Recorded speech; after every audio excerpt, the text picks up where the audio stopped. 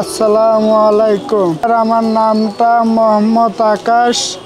আমার বাসা পঙ্গুর সামনে বস্তিগুলো আছে, বস্তির পাশেই আমি এখানে থাকি।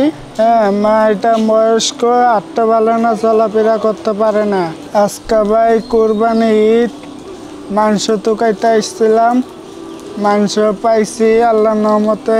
একটা স্কুলে হেরে নিয়ে আরামসে মনে করেন খামো, খাইয়া কি আল্লাহর কাছে দোয়া করবো যে আমার মতো মানুষেরা যেন আরো পায়।